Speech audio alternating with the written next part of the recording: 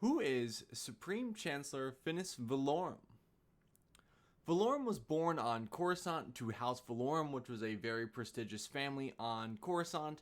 He is a direct descendant of Tarsis Valorum, which was the first chancellor after the Old Republic, so kind of the first chancellor of the Galactic Republic, more or less. Also, Old Republic canon, quotations.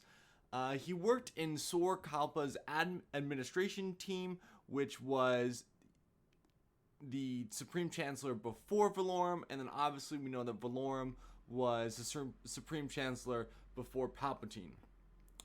A well-meaning civil servant whose chancellorship was hampered by corruption in the Senate and bureaucratic snarls, basically couldn't handle,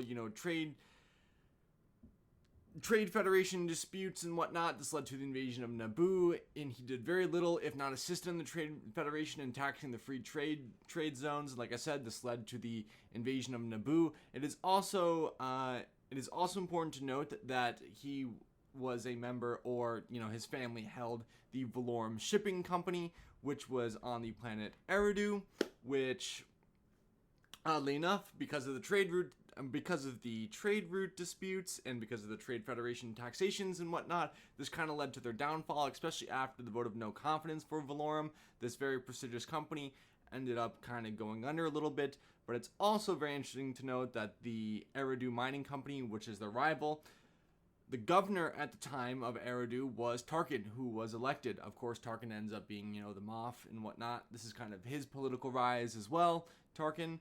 But Queen Padme at the time, Queen Padme of Naboo at the time voted for the vote of no confidence, which then installs Palpatine of Naboo. And it's also important to note that, Queen Padme Amidala and Sheev Palpatine both come from Naboo, which is pacifist planets, which I kind of interpret as, better negotiation tactics. We don't have to go to war, we can negotiate this and whatnot. But Chancellor Valorum was voted out, like I said, with the vote of no confidence, which was a big hit to his political clout, which kind of ended up being his political downfall as well. And after he was done being the Supreme Chancellor, he did assist the Jedi with some stuff that he did in terms of when he was the Chancellor.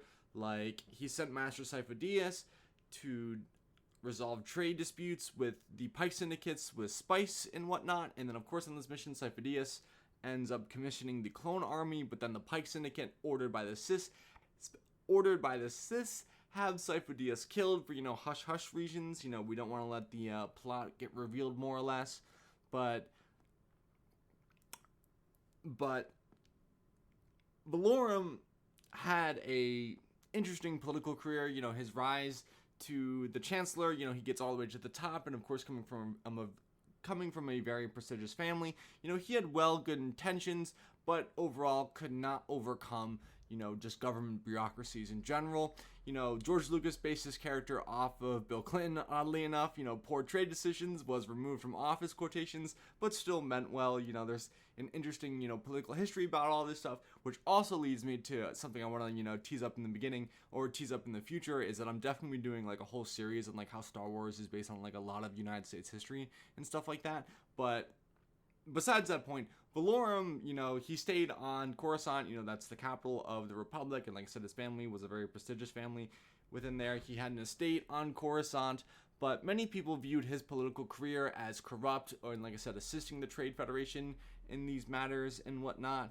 And oftentimes, a lot of lower class citizens on Coruscant, or the lower levels, viewed Valorum as kind of like the top of the top. The rich get richer, more or less, that people on the lower levels were not treated fairly, or Valorum didn't necessarily care too much about the people on the lower levels. He was very self-serving, or served to the top of the top again.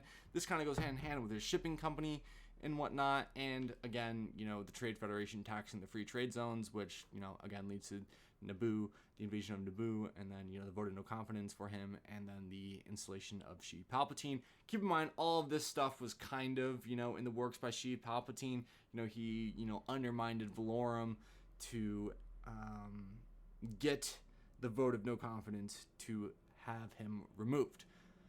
So, interesting little tidbit about Star Wars history and whatnot. Chancellor Valorum, we only really get to see in episode 1 for very minimal. I guess he was there for the entire movie besides the end of it, but you know, we don't really get to see his entire background. You know, the stuff is kind of added on into lore on the overall in the world, but nonetheless plays a important part and role in the Star Wars universe. I would definitely like to see, you know, Valorum expanded upon more. You know, like what more of his political career could we, you know, take away from this or whatnot. You know, maybe do something in terms of like Palpatine's his actual, you know, like plotting out, you know, basically the prequels of Star Wars and whatnot. You know, I want to see this plotted out. A book, maybe a comic would do pretty well. I would say, you know, maybe even like a short story, you know, 100 pages or whatnot, just about Valorum and Valorum's family history and whatnot. Just kind of expanding the Star Wars universe in terms of the Valorum family, I think would be self-serving, I would say. But other than that, that is Chancellor Valorum, kind of a good base overview of the character. And like I said, definitely based off of interesting political United States presidents as well. So with that, that's Chancellor Valorum. That's who he is. He kind of was corrupt, maybe not, but nonetheless, vote of no confidence got him removed, and that's how you lead to the Galactic Empire. Until next video, goodbye.